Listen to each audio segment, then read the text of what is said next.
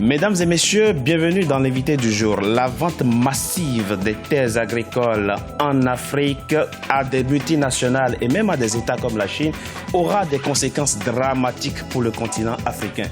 C'est du moins le cri d'alarme du géomètre camerounais Bernard Puepi, auteur du livre « Les gouvernances foncières et leur impact sur le processus de développement ». Il est notre invité du jour. Bernard Puepi, bienvenue et merci d'avoir accepté notre invitation. Tout le plaisir est à moi. Les États africains finiront par perdre leur souveraineté s'ils continuent de brader les terres agricoles. C'est ce que vous prédisez. Oui, en effet, en tant que géomètre, j'ai longtemps observé les enjeux fonciers de l'Afrique d'aujourd'hui. Et ce cri que je pousse vient du fond du cœur, basé sur des analyses puisées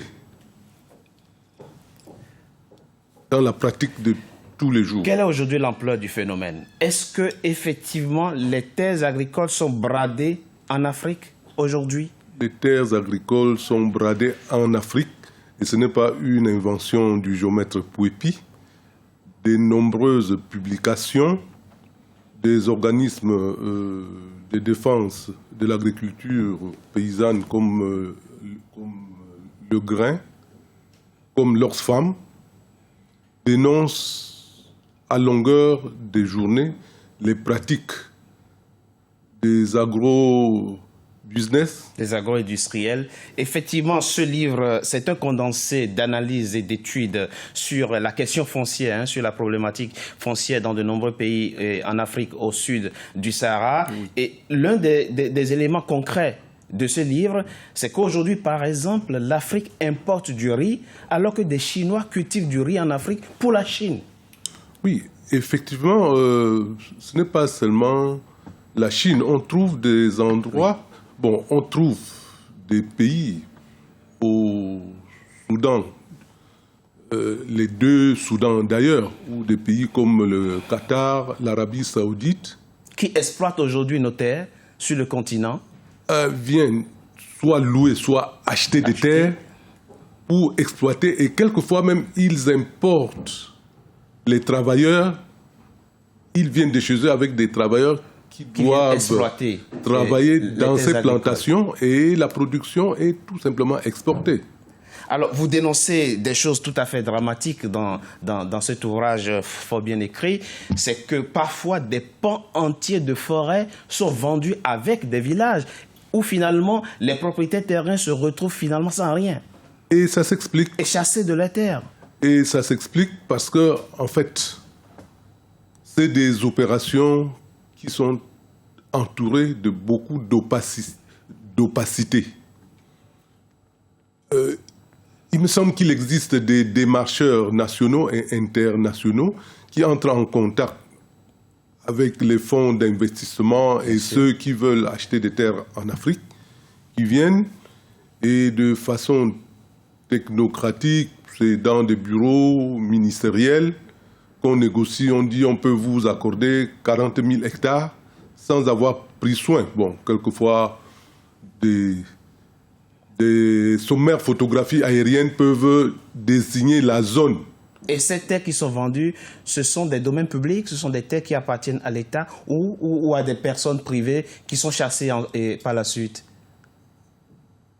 Quelle que soit la nature de ces terres, il faut comprendre la situation foncière en Afrique. Justement, par rapport à la situation foncière, vous préconisez la réforme de l'administration foncière avec la complexe problématique qui est celle de savoir comment réaliser l'équilibre entre la gestion traditionnelle de nos terres qui, traditionnellement, sont un bien public et effectivement la gestion moderne héritée de la décolonisation. Comment réaliser cet équilibre puisque aujourd'hui, ce qui prévaut, c'est le droit à la propriété? C'est le droit à la propriété et dans les réformes qui sont entreprises, du moins jusqu'à une certaine époque, dans les réformes qui étaient entreprises dans certains pays, je citerai par exemple le Bénin, Vous avez évoqué aussi le cas camerounais et beaucoup le, d'autres pays. Le Cameroun. Le Cameroun, le Mali, le Niger, ainsi de suite.